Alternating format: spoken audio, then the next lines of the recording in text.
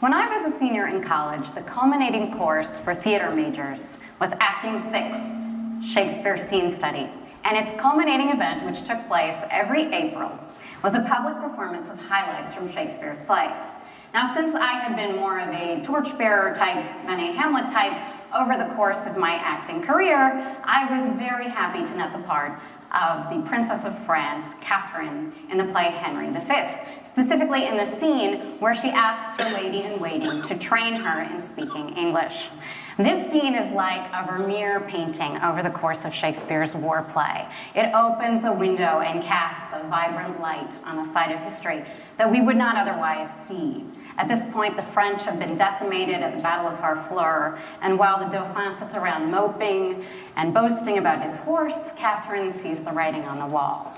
Recognizing that her marriage will be brokered to seal the negotiated peace, she prepares herself for a reality that everyone else fails to see coming. Now, I knew full well I could not get all of this rich context across, so I concentrated on the thing that I knew I was cast to do, namely, speak French, and trippingly on the tongue, at least until the point that Katherine encounters two words, foot and gown, that are homophones or sound-alikes for French obscenities. This she responds to with comic alarm. Oh, Seigneur Dieu, mais ce sont des mots de sens corruptibles et mauvais, grosses et impudiques et non pas des dames d'honneur d'user. Je me voudrais prononcer ces mots devant les seigneurs de France pour tout le monde. Faux!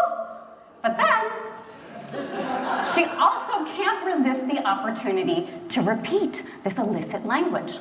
Néanmoins, je réciterai pour notre femme en leçon tout ensemble de hand, de finger, de nails, d'arma, de bilbo, de nick, de til, de foot, et de cool. So, my moment came. I performed my part and the sun set on my Shakespearean acting career. And the next day while I was walking across campus, this very appealing looking person hailed me from across the quad and came running up and then spoke to me very slowly.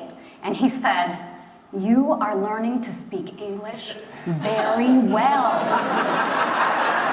Very well. When will you be journeying back to France? And so, I paused for a moment, right, in some confusion, trying to figure out how to handle this before I decided that honesty was probably the best policy.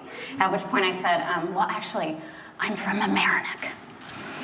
And the look on his face was one of utter and profound and heart-rending disappointment. And unable to pivot to the usual social niceties, he turned and slouched away. So, I recognize that this story is a bit of a cliche. Many actors have recited these kinds of encounters with people who have failed to recognize the difference between an actor and the character that they perform. But for me, it was a profound illumination of the hold that Shakespeare still has on us. This person, a perfectly rational seeming person by all outward signs, was so reluctant to part company with Katherine that he simply did not see or would not allow himself to see all the ways in which I was visibly not a 15th century princess of France. So, as you can imagine, I dined out on this story for quite a while, but I've chosen to share it with you today because I've come to see the ways in which the spectator and I are more alike than different. You see, I too hated dropping the part of Katherine. I loved housing her inside my psyche and having her as my constant companion. And I now come to believe that one of the reasons that I went to graduate school to study Shakespeare was to keep myself in the company of Shakespeare's imaginary persons for as long as I could. And what is more, I've come to think that that's not so much delusional or wishful thinking as an expression of Shakespeare's formidable ability to bring his world forward and lodge it in us and create these encounters on shockingly intimate ground. Let me finish with one short example. So about a year and a half ago, I was at a conference at the Sorbonne on the hatred of the stage in Renaissance Europe. Because believe me, it was in fact a hated phenomenon. And there was a presentation on denunciations of the actress in 16th century France. And I was struck by how moralists repeated again and again the same word, impudique, that Katherine uses to describe the indecencies that are foisted on her by the English tongue. And all of a sudden I had this whole new revelation of Katherine, how in imagining herself preparing to play the role of a French queen on the English stage, she both raises and sort of mocks the anti-theatrical critique that is wafting about in the period. Now, I have to say, this is precisely what interests me as a scholar. The way plays of Shakespeare's period draw our attention back to the conditions of their own production and force us to notice how precepts of the period concerning the emptiness of show or the corrupting force of the theater as an agent don't match on to the vibrant, multi-dimensional experience of actually going and seeing a play.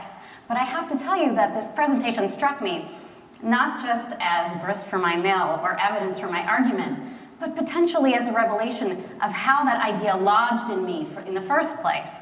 For if I've made it my business to try to take apart limited and reductive visions of the stage, perhaps the reason is that Katherine was with me during those sessions of sweet silent thought when I was percolating my research.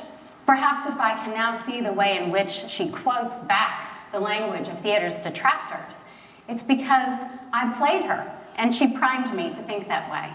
So I guess my Shakespeare moment is less a moment than the long arc of my recognition that no other author is as capable of orchestrating sustained and sustaining relations between his characters and ourselves. Thank you.